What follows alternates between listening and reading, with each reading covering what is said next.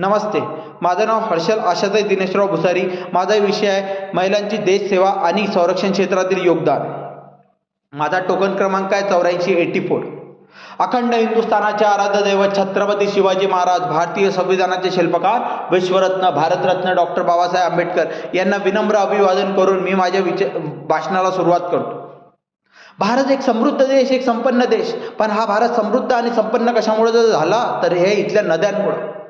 भारतामध्ये महान नद्या वाहतात. गंगा, यमुना, सरस्वती, गोदावरी, कावेरी, नर्मदा, भीमा. जगातील कुठलीही संस्कृती आहे ना, हे तिथल्या नद्यांमुळे ओळखलं जाते. जशी भारत उपखंडामधली जी संस्कृती आहे, सिंधू संस्कृती, ही सिंधू नदीमुळे ओळखलं जाते. एक संस्कृती हे दुसऱ्या संस्कृतीला जन्म देते, जशी एक स्त्री हे दुसऱ्या स्त्रीला जन्म देते. त्यामुळं भारतातल्या कुठल्याही महिलेचं नाव हे नदीच्या नावावर ठेवण्यात आली आहे आणि नद्यांना जी नावं देण्यात आली हे महिलांच्याच नावावरनं देण्यात आली आहे. पण जिथे समृद्धता आणि संपन्नता येते त्या संस्कृतीवर, त्या देशावर हल्ले होतातच आणि भारत त्याला काही अपवाद नव्हता. भारतावर पण आक्रमणं झाली. यावर ग्रीस आली, पोर्तुगीज आली, तुर्क आले, उझबेक आले, अफगाण आले, इंग्रज आले, फ्रेंच आले आणि त्यांनी या संस्कृतीची अमाप लूट केली, या संस्कृतीची विटंबना केली, या देशावर अत्याचार केले, यावर अन्याय केले. पण जर कुठला देश मोठा करायचा असेल, कुठली संस्कृती जर मोठी करायची असेल तर त्यामध्ये सर्वात महत्त्वाचं योगदान असेल तर ते इथल्या स्त्रियांचं. या स्त्रिया, कारण डॉक्टर बाबासाहेब आंबेडकर एकदा म्हणाले होते की मला जर कुठल्या समाजाची जर प्रगती आणि समृद्धता जर बघायची असेल तर त्या स्त्रियांचं स्थान काय आहे, त्या स्त्रियांची प्रगती काय आहे. कारण त्या समाजाची जर स्त्री सक्षम तर तो समाज सक्षम. त्यामुळंच 1848ला भारतातली पहिली महिलांची शाळा ही पुण्यात सुरू करण्यात आली. त्यानंतर स्त्रियांनी हे प्रत्येक क्षेत्रामध्ये महत्त्वाची भूमिका निभावली आणि आपली स्वतःची वाटचाल सुरू केली. आता स्त्रिया या प्रत्येक क्षेत्रामध्ये, मग ते क्रीडा क्षेत्रापासून तर संगीत क्षेत्रापर्यंत, मग ते राजकारणापासून तर अर्थकारणापर्यंत, मग ते नाट्यसृष्टीपासून तर उद्योजकतेपर्यंत, 7 महिलांनी एकत्र येऊन 1970ला मुंबईमध्ये फक्त 80 रुपये घेऊन एक लिज्जत पापड कंपनीची सुरुवात केली. आणि त्या कंपनीची आताची उलाढाल ही 1600 कोटीची आहे वार्षिक. आणि त्या प्रत्यक्षरित्या 45,000 लोकांना रोजगार देतात. ज्या महिलांना आधी शिक्षणाची संधी नव्हती, त्यांना नोकरी करायची संधी नव्हती, त्यांना नोकरी करून नाही द्यायचे, आता त्या महिला फक्त शिक्षण घेत नाही, नोकऱ्या घेत नाही, तर शिक्षण घेतात सुद्धा आणि नोकऱ्या देतात सुद्धा. ही सर्वात महत्त्वाची गोष्ट. स्त्रियांनी जर सर्वात महत्त्वाची भूमिका बजावली असेल ती म्हणजे संरक्षण क्षेत्रामध्ये. नीरा आर्या एक नावाची व्यक्ती होती, त्या म्हणजे भारतातल्या पहिला महिला गुप्तहेर. ह्या नेताजी सुभाषचंद्र बोस सोबत आझाद हिंद फौजमध्ये कामाला होत्या. आणि यांचे जे पती होते त्यांचं नाव म्हणजे श्रीकांत दास. हे श्रीकांत दास म्हणजे इंग्रज अधिकारी, ते CID मध्ये कामाला होते आणि त्यांच्यावर ब्रिटिश सरकारने जबाबदारी सोपवली होती की नेताजी सुभाषचंद्र बोस जिथेही दिसतील त्यांची हत्या करा, त्यांचा जीव घ्या. पण नेताजींचा जीव वाचला ती फक्त एका व्यक्तीमुळं, एका महिलेमुळं. त्यांचं नाव म्हणजे नीरा आर्या.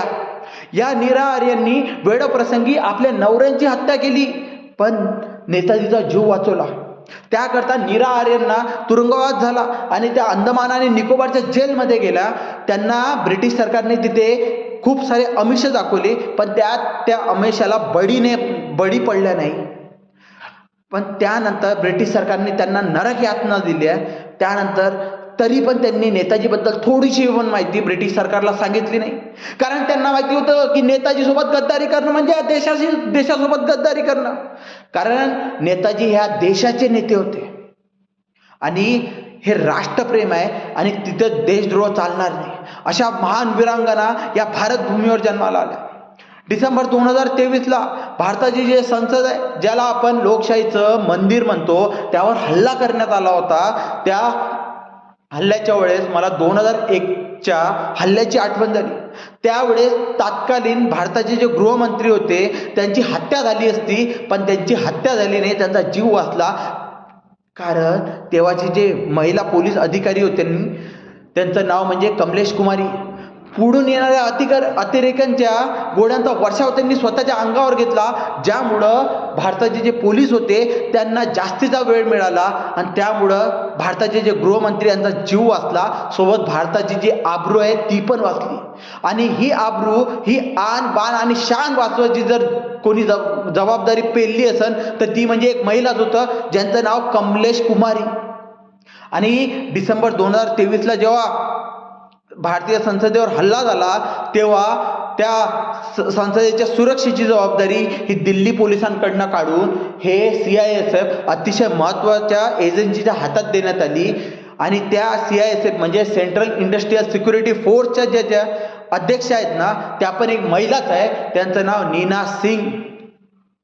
1971ला जेव्हा भारत विरुद्ध पाकिस्तान हे युद्ध झालं होतं, ते युद्ध भारत फक्त 10 ते 11 दिवसात निर्णायक पद्धतीने जिंकू शकला, कारण की भारताला हे पाकिस्तानमधनं माहिती पुरवत होते. आणि त्या गुप्तहेराचं नाव म्हणजे सेहमत. ही सेहमत स्वतःचे जीव धोक्यात टाकून पाकिस्तानमधनं माहिती भारताला पुरवत होते, ज्यामुळे ते युद्ध आपण निर्णायक पद्धतीने जिंकू शकलो आणि बांगलादेश या देशाची निर्मिती झाली. आणि तेव्हा पण भारताचे जे नेतृत्व करत होते तेव्हा पण त्या महिलाच होत्या. त्यांचं नाव म्हणजे श्रीमती इंदिरा गांधी. मला फक्त तुम्हाला एवढंच म्हणायचं आहे की महिलांना हा प्रत्येक क्षेत्रामध्ये पुरुषांपेक्षा जास्त संघर्ष करावा लागतो, पण तुम्ही इथंच थांबू नका. तुम्हाला आणि समाजातल्या प्रत्येकाला मला एवढंच सांगणं आहे, स्त्रियाला जर शिकायचं असेल त्यांना शिकू द्या, त्यांना नोकरी करायची असेल त्यांना नोकरी करू द्या, त्यांना जर उद्योजक बनवून लोकांना नोकऱ्या द्यायच्या असेल त्यांना नोकऱ्या देऊ द्या. आणि जर समाजामधली जर स्त्री सक्षम झाली तर समाज सक्षम होतो. आणि म्हणून तुम्ही घाबरून जाऊ नका, तुम्ही बळकट व्हा, तुम्ही सक्षम आहात, तुम्ही कर्तृत्ववान आहात, हे सर्वांना माहिती आहे. आणि तुम्ही जरी डगमगला, तुमचे पाय जरी डगमगत असतील तरी फक्त एवढंच लक्षात ठेवा कि किनारों पर खड़े होकर समंदर पार नहीं होते, नभ को निहारने से चांद तारे हासिल नहीं होते. तोड़ो अपने सीमाओं को, खुद को और काबिल करो. तोड़ो अपने सीमाओं को, खुद को और काबिल करो. ताकद दो अपने पंख को, एक उडान और भरो. एवढंच बोलून मी इथंच थांबतो. मला बोलण्याची संधी दिली त्याबद्दल नॅशनल डिटेक्टिव्ह फोर्सचे आभार. जय हिंद, जय महाराष्ट्र, जय जिजाऊ.